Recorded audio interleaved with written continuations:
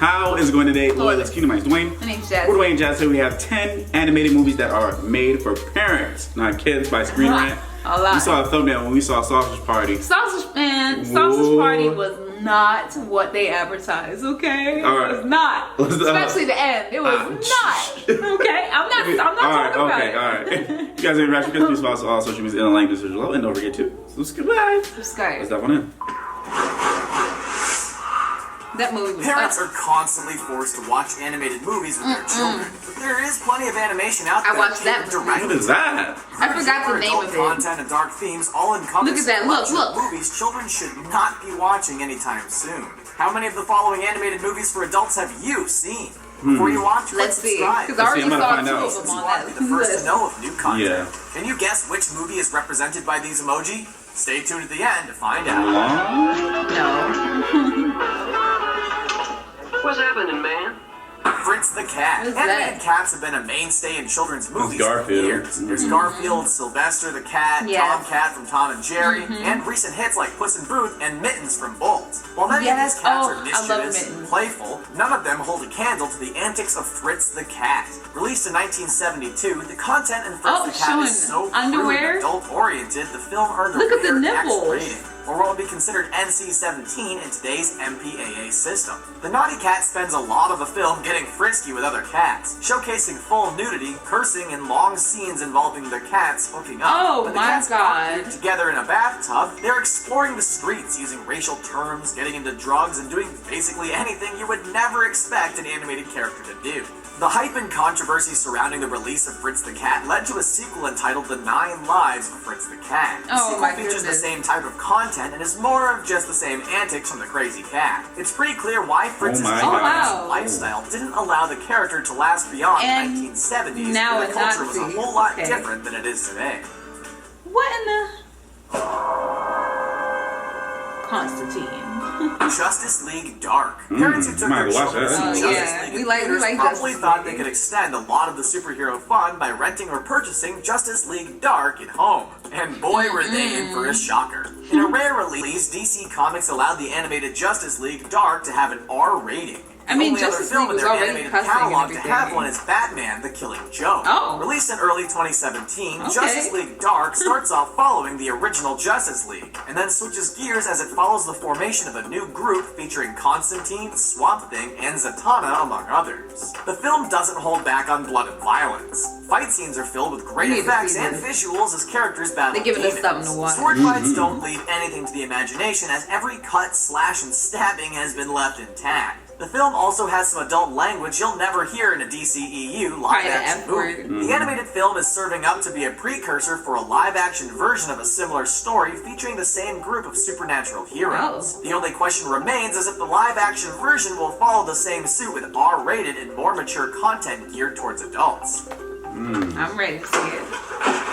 Go on, get out, you bugger! Get out! Plague dogs. Cool, baby. For children, a great way to cope with Yes, feelings you saw about that? death, change, All dogs go to heaven. movies like All Dogs I Go saw to Heaven, both. Bambi, or The Fox and the Hound. While all of these movies contain sad elements, nothing compares to the disturbing story featured in Plague Dogs. After seeing the animated movie, people are left wondering who exactly it was made for and its purpose in the world. The story in the film follows 2 dogs who have spent months getting experiments done to them. One dog is constantly submerged in water while the other has had multiple head surgeries. There are numerous other animals in the lab, all shown hooked up to some pretty painful looking equipment. Once the dogs escape, you would think it starts a buddy adventure between the two, but there are no lighthearted moments in the movie. The dogs are constantly depressed, complaining to each other and have a grim outlook on the world. Part of the heavy rating comes when a hunter gets shot in the face because of an accident. The ending of Plague Dogs is just as depressing as the beginning. The dogs don't return to the laboratory, but they end up on an island of mist, which pretty much represents their death and passage to the great beyond. Oh my god. Oh man, I love me some dog tour, man.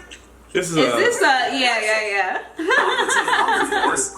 movie for theaters. On the surface, parents may see nothing wrong with chocolate meatball, french fries, and milkshake, but their kids are looking for a show to watch on television. After taking in a few episodes, or seconds, they'll quickly realize how wrong they were. Aqua Teen Hunger Force was already pushing the limits for comedy on television when the creators of the show decided to make a movie in 2007. Officially titled Aqua Teen Hunger Force, movie for theaters, the feature-length film took a lot of the show's elements and applied them to an extended plot. The movie basically feels like a longer version of the show, but with more freedom to push boundaries when it comes to cursing and explicit content. Meatwad, Master Shake, and Frylock talk about vulgar topics while taking drugs and getting into all sorts of chaotic trouble. The talking fast food items also learn about their origins, all while battling crazy alien robots looking to end the human race. Yes, it's all as crazy as it sounds, and hilarious. The film served as an ultimate dedication to fans of the show, but didn't reach too many other audiences except families who probably thought they were going to see an animated McDonald's movie and were surprised about the R-rated content. Yep. Nobody needs the unibrow. 8 Crazy Nights. The holiday season is filled with all types of animated Adam classics, Sandler made including that. How the Grinch Stole Christmas, Rudolph the Red-Nosed Reindeer, and Frosty the Snowman. It's pretty safe to say Adam Sandler's 8 Crazy Nights won't be added to this list anytime soon. Sandler created the animated holiday film to showcase a celebration of both Christmas and Hanukkah all in one movie.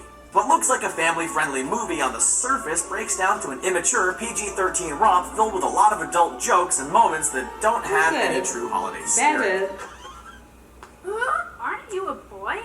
Among the gags in the movie, a woman has 3 breasts, Adam Sandler's character pretends to hump a car, an old man is kicked down a hill while trapped inside a porta-potty. Once out, he has human waste frozen to his body. As if the frozen human waste isn't enough, some deer come up to lick it off the man. Throw in some snares, more potty humor, and an unlikable main character to top it all off. 8 Crazy Nights definitely isn't something you want to gather the whole family around during the holiday. The movie tries to cover up the fact it's a typical Adam Sandler comedy with some holiday songs, but the ruse doesn't last too long. Oh yeah, I watched that. Yep. That's that part. Yes, it's called Cool World. There we go. Was more catered to adults than children. Yes, Cool World. That's the first scene with the lady that was blonde. Released in 1992, the live-action and animated the blonde lady that was on top of the man in the pink. Oh, okay, yeah. That's Cool World. After he is released from prison. Yeah. The plot that follows is an utter mess, with animated characters looking family-friendly at first and then randomly deciding to smoke, drink, and curse on screen. One of the main animated characters is Hollywood, an obvious ripoff of Jessica Rabbit. The animated takes the art of seduction a little too far. She hits on multiple characters and attempts anything she can to actually enter the real world. While an adult version of Who Framed Roger Rabbit could be entertaining, Cool World completely misses the mark. The animation seems rushed, the story is sloppy, and great actors like Brad Pitt and Kim Basinger are wasted in the movie. Not only is the content not appropriate for children, but they probably wouldn't understand a lot of the plot anyway. The animated and live-action hybrid is still something Hollywood should revisit. I love Who Framed Roger Rabbit. Yeah, I did love Who Framed Roger Rabbit. Starship Troopers Invasion. The Star Wars Clone Wars television animated movie provided children with a lot of great animated stories, space battles, and extension of the Star Wars mythology. If you have a child looking for even more space battles, Starship Troopers Invasion probably isn't the best option. Troopers, the animated film takes space it doesn't look that bad. Level and is based off of the live-action franchise it was, the same name. Did you see Star Troopers? Film serves as a direct sequel to Starship Troopers 3 and follows the same tone and style of the previous films. It was a good movie. I like it. You should watch it. The evil bug invaders wreak all types of havoc on the crews they battle. Limbs are cut off, bodies are stabbed, and blood flows on various space stations. If your children are used to the Halo-style violence, then maybe you shouldn't let them see the movie due to the crude language and animated nudity. The animation style tries to look as close as real as possible, only increasing the adult tones and themes when it comes to showcasing nudity and other content. The filmmakers seem to find it easier to make a full-length animation rather than shoot the low-budget live-action film with added CG effects.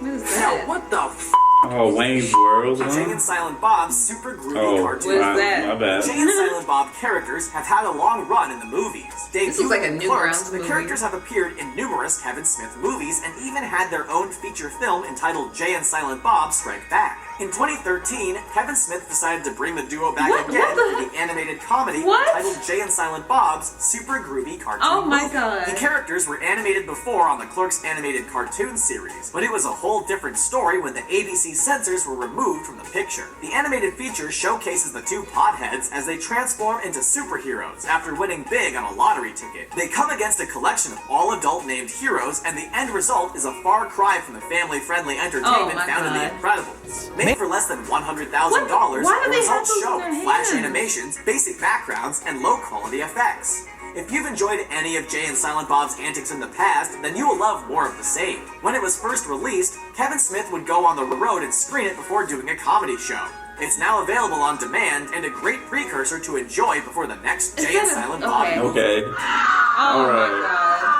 Evil Tunes. Animated horror films provide great scares for children at just the right level. Movies like Monster House, Coraline, and The Black Cauldron create great family scares without pushing the limits too far. If you're looking for more animated horror for your children, Evil Tunes is not one of them. The low-budget horror movie is R-rated and full of all types of adult content. When a group of girls offers to clean a house for some cash, they get a little more than they bargained for. A mysterious man shows up with a magical book that an animated wolf creature pops out of. The wolf comes alive and starts haunting the girls. Before he can make any kills, he decides to seduce one of the girls instead and then takes over her body. The movie is obviously extremely low budget. The animation is nothing to write home about. The film is chock full of gore and nudity. The nature of the wolf and his actions towards the women are nothing any child should see, and it would probably make a lot of parents uncomfortable watching it. That's why I would watch it. The title refers to tunes in plural, but the film only features one crazy animated wolf throughout the whole thing. We'll never get This was funny. It's funny though. That movie is hilarious, but it is so you may never look at food the same way again. Seth Rogen's R-rated comedy has all the looks of a lovable Pixar film with enough jokes to offend anyone seeing the movie. Food aisles take race, social status, and even the effects of steroids. Don't let the cute hot dogs and catchy songs fool you. If the film was edited down to make it appropriate for children, it would probably be less than 5 minutes long. If you sat through all the adult humors, gags, and offensive comments, then you would be even more shocked to see the final 5 minutes of the film. In one of the more shocking animated segments to ever appear on screen, all of the food decide to hook up together in massive collective group. Can you imagine what it was like for animators to actually plan out and create these scenes? Not only is this something a child should never see, but it's probably way too much for adults to watch as well. It was nature and all of us was screaming. Did help make it a big hit with audiences as Sausage Party churned up over $140 million in the box office. Gum was that. He was that dude. Have you seen any of these animated movies? Which Gum was that guy in that movie. Was savage. But I love Gum. I would never forget Sausage Party because we went to the movies to go see it. First of all, no kids were there, thank God. None. But when it got to the last 5 minutes of what happened in that scene, that was the first time I've ever been in a movie theater and everybody as a whole was screaming for the whole 5 minutes. Like, just like, oh my God. Like it was just like... insane. It was insane. It was insane. And I'm glad that all of us as a group felt the same way. Right. Like, not just some people just sitting there like, oh, whatever. Oh, whatever. Like, no. Like, it was like so unexpected. That's why I'm not going to say... I mean, they kind of showed you. They kind of showed you a little bit of it, but that doesn't even hold a candle to what really happened. Yeah. So, if you're a child, you do not want to see that. Right. You do not. Anyway, guys, please comment below if you think. Don't forget to like, subscribe, share. This is